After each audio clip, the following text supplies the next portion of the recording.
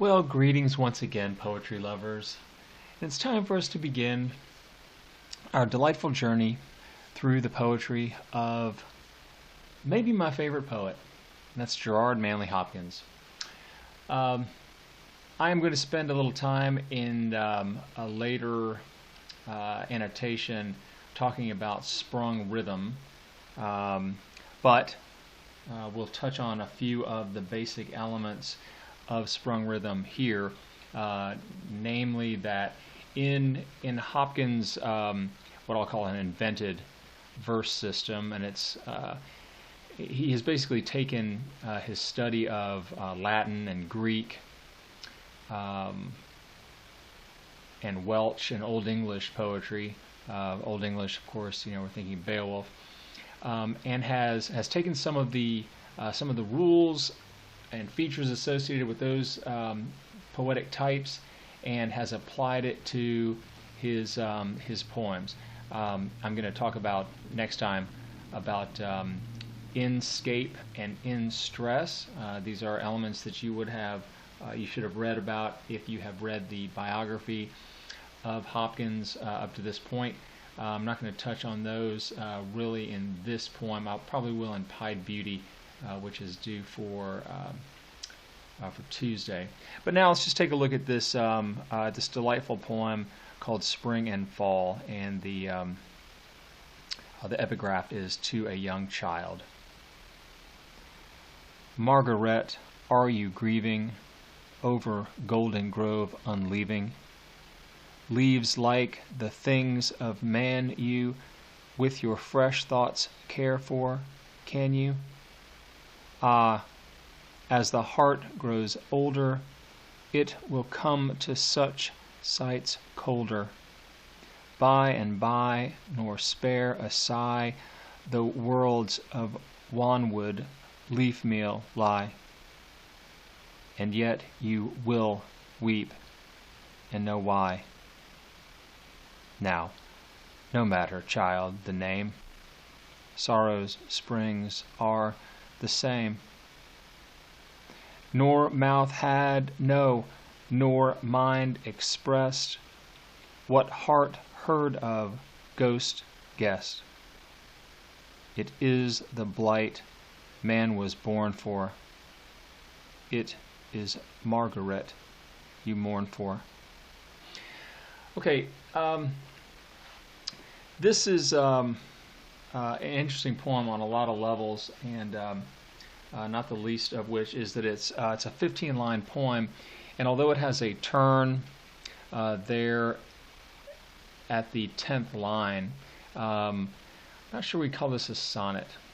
I have not marked the rhyme scheme, but I can tell you that if we roll through it real quick, like we have the rhyme couplets of A, and then the U, older and colder are the C's, and then we have a really interesting little envelope here of the Psi, Lie, and Y. So we have a triplet there. Then name, same, expressed, guessed, oops, got ahead of myself. So it should be EE, then expressed is the F line, guessed is the F line, and then for the G line, and for is another G line. Now what you should have noticed here, and I'm going to go ahead and walk you through the scansion of the poem. Scansion is super important with respect to Hopkins, and like I said, in a later discussion of his verse system, I'm going to propose that there are some fascinating links between sprung rhythm and rap poetry. I said as much in the email that I sent to you. So rap songs and rhymes and so forth, they play with some of the elements of sprung rhythm in ways that I think you're going to find kind of interesting. So let's go ahead and mark the stresses first. Some of them are marked for you, and Hopkins did this because he wanted to place emphasis on places that you might not readily come to.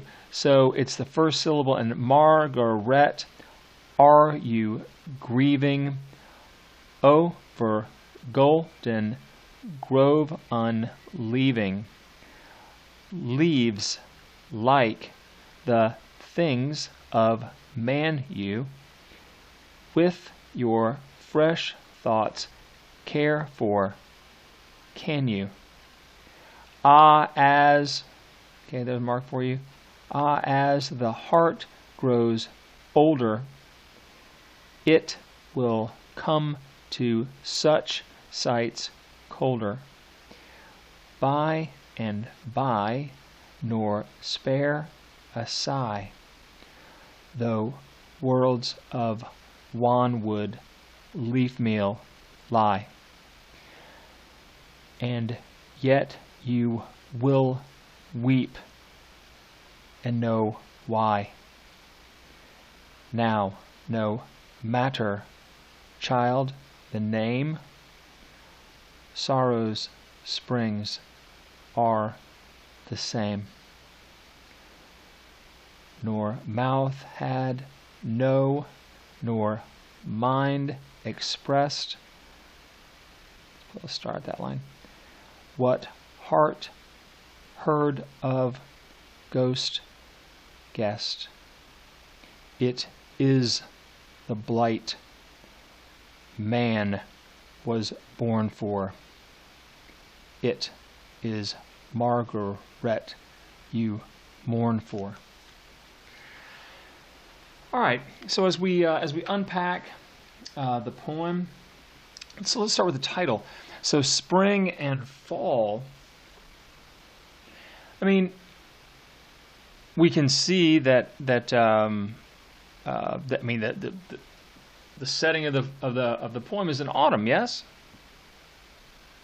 And so the idea of the spring is, we see sorrow's springs down here. This is where that idea comes from. So when you read the title, you think, oh, okay, we're talking about two seasons. We are not. We're talking about spring as in the source of something, the origin of something. And then the fall here is not autumn, but it is the fall of man. And your note talks to you something about the fact that this deceptively simple poem is deeply informed by Christian theology. That said, I think we're gonna determine as we get to the end of this poem that it does not offer us this sort of happy Christian ending, perhaps that belief and so forth in the theology of Christianity is going to get for you.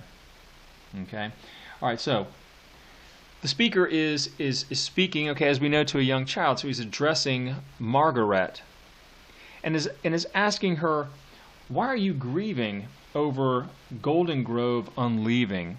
All right.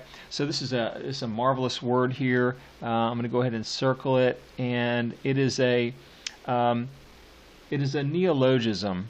Okay. So meaning, it's a made-up word.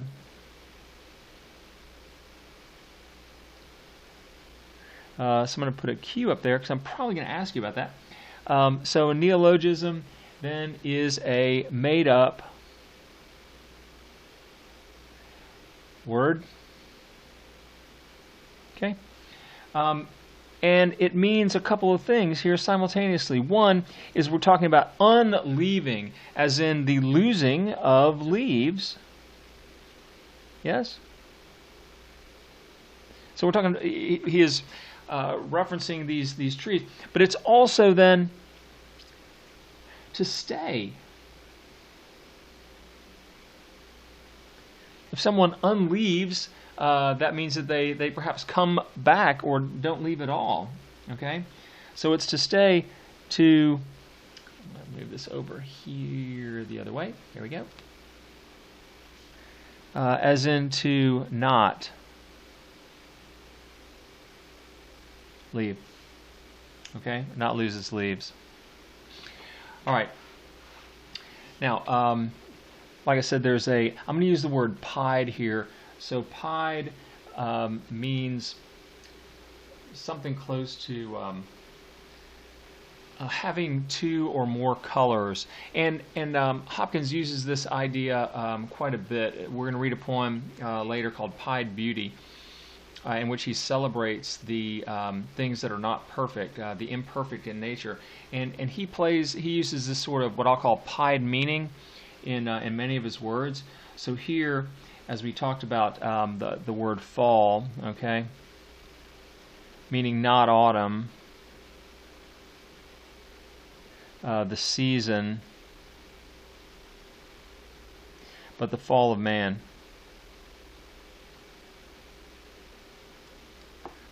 Oops. Okay, the fall of man. And this fall of man is going to be echoed in this idea of Margaret losing her sense of self. Okay. All right. So if you take a look at the opening lines, then notice how cadenced they are. Margaret, are you grieving over Golden Grove unleaving? So I'm going to characterize that as a cadenced line.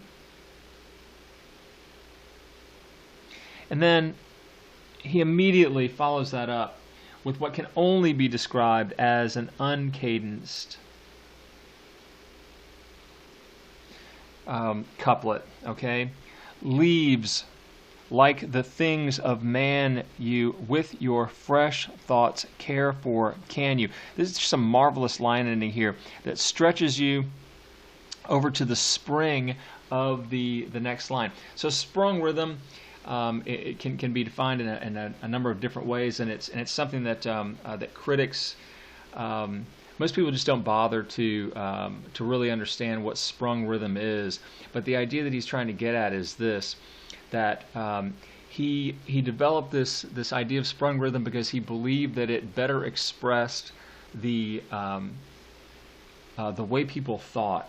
Okay, the sense of thought as opposed to the regular meter of the I am and so forth. Okay, stresses are super important, especially double stress syllables in his work, because as you can see here, they require, in many cases, a pause. Okay, although I've normally given that the double vertical lines as the caesura, we're just going to use it here as a pause. And so he forces you to pause after Margaret, because he's in essence, I don't want to say he's admonishing her, but he's surprised. He's surprised at the fact that she is not just sad. Okay, I mean, grieving is more than sadness. Okay, you're talking then about something that is deeper, rather, okay, than just sadness. So, leaves like the things of man you with your fresh thoughts care for can you. This uncadenced line is really, and I'm going to go ahead and draw a key here.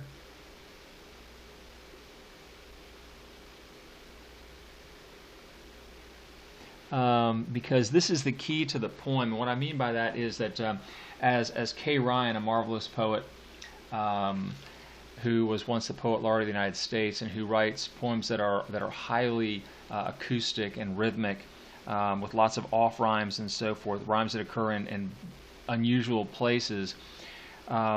She says that to come to terms with the uncadenced couplet here is to take off our clothes and enter Hopkins River. So it's the idea is that we come to terms with the way the rhythm of the lines informs our reaction to what the lines are suggesting. Okay, I've told you that form follows function.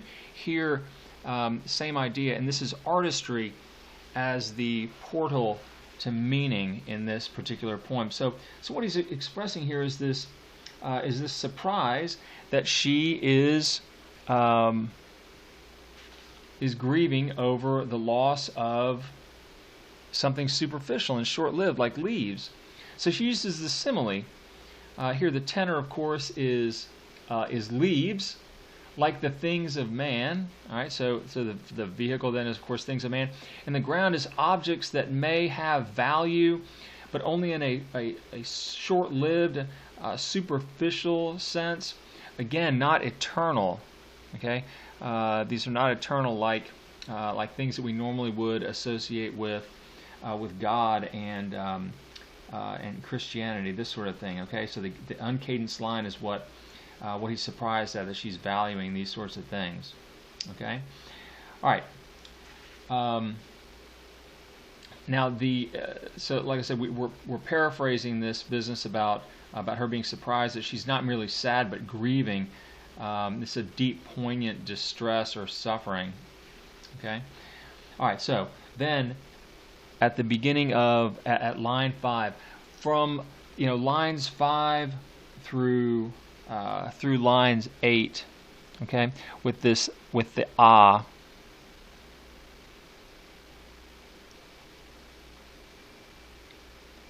We're going to go with it right here.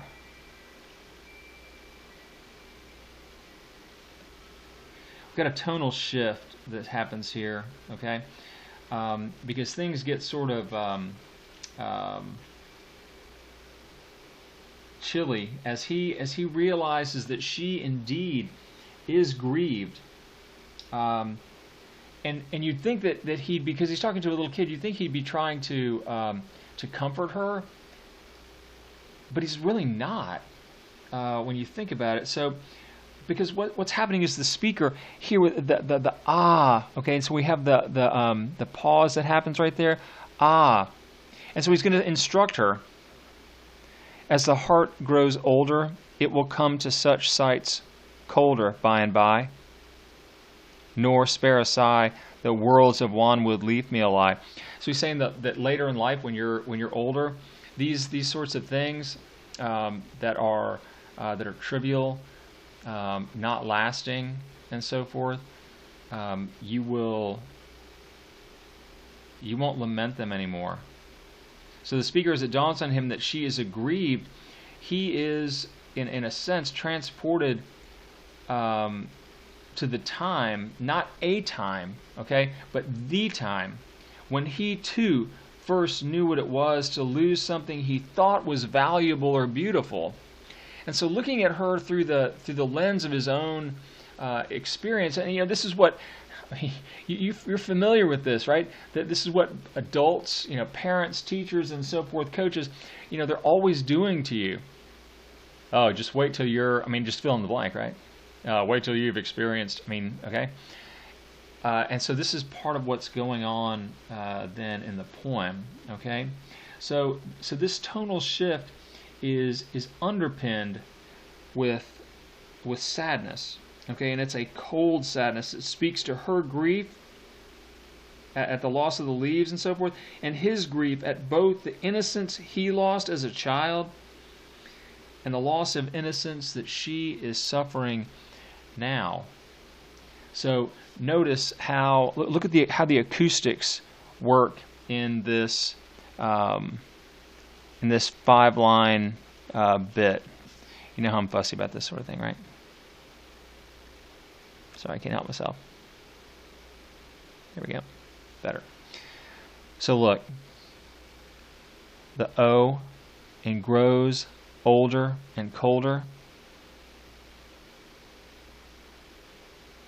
Okay, and then of course we've got the I of by and sigh and lie. So it's this sound, and so the acoustics then of this assonance. These are sounds of distress. Oh, and I. Okay, sounds of lament. And so we would say that these sounds are cacophonous. They're discordant. And notice what follows on there right after. And it's just look at this profusion of W sounds. Okay, so this is consonants. So we're talking about the though, worlds of wan, would, yet you will weep and know why. Now, this profusion of W sounds, okay? The though, worlds, wanwood, you, will, weep, no, and ends with the word why. So the W sounds then are like the beginnings of the unanswerable questions that children have, and even that we as adults have when we're confronted with something we don't understand. It's why? What? Okay? So these things are all working together in service of the deeper meaning of the poem. Worth noting, I think, here is this is another neologism, the wanwood and the leaf meal. So the neologisms of wanwood and leaf meal, they create this sense of compression, since he has now twice pushed two words into one. And notice how the paleness of the wanwood, so wan is something that suggests a person's face that's devoid of color. And the dusty dryness of the leaf meal. So when you think of meal like ground corn or something of that nature. So this is how the once colorful leaves of the golden grove are now utterly devoid of color, and they're all dryly dusty. Such a stark contrast with the golden leaves that had just fallen and still retain some sense of life. Okay, so now here in the line, we'll call it line 10. Okay, this business here is just so lamentably sad, and yet you will weep and know why. Now, okay, so here's the volta. Right? Now, no matter, child, the name. Sorrow's springs are the same. So we're talking about springs here. As we said a moment ago, we're talking about origins. So the origins of sorrow are the same, whether you're a child or whether you are an adult, and irrespective of what you've lost, because he's going to make this the evidence for this claim about the sorrow's springs are the same. Nor mouth had, no, nor mind expressed. I mean, that is just an incredibly tumultuous line there. Okay, and I forgot to mention here. This is obviously hyperbole. The worlds of wanwood. Okay, it's the sense that there's an overwhelming amount of this. Okay, all right. So, like I said, line 9 is where we get that turn, and it leads us to the reconciliation of the speaker then and Margaret, as he tries to give her some sense of perspective. When he says, if the sorrow springs, this is the sort of thing that prefigures the fall of man. Okay, and it's an allusion to the terminal couplet. Ghost guest is worth noting as a marvelous kind of internal rhyme, the off internal rhyme.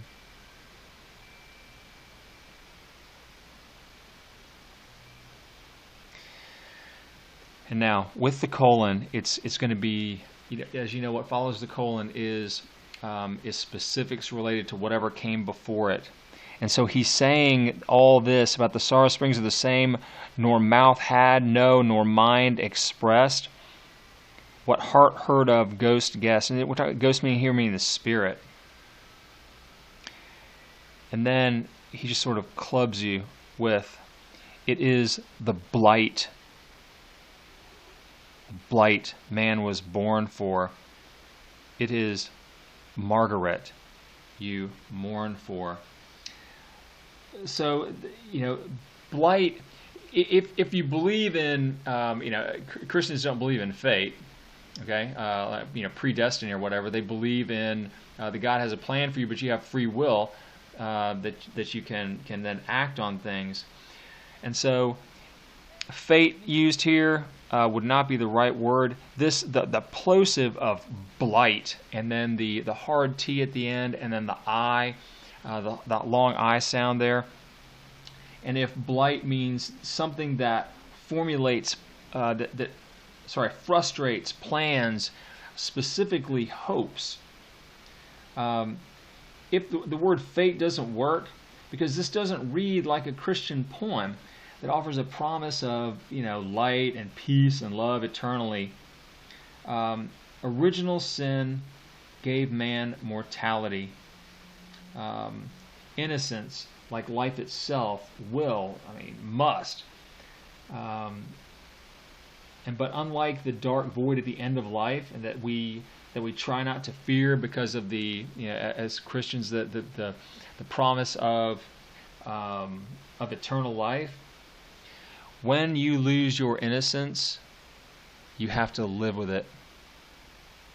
And so this is the business of as the speaker is trying to comfort Margaret in a certain kind of way, but also, and how parents mean well when they try to give you, information and they try to give you advice and this sort of thing. Simultaneously, they're dealing with whatever it is that's paining you, it's paining them, so the sort of all at once. They're feeling what you're feeling, and they're trying to offer you advice. Man, this is what men do, all the time. Here's some words of advice for you.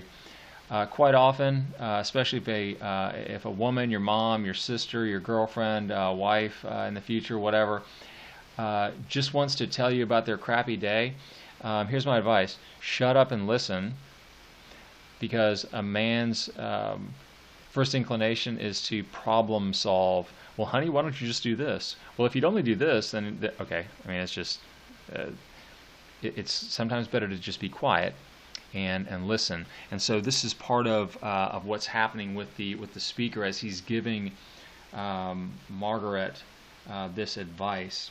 Okay, so this is a fabulous little poem. Hope you enjoyed it as our kickoff to a study of Gerard Manley Hopkins.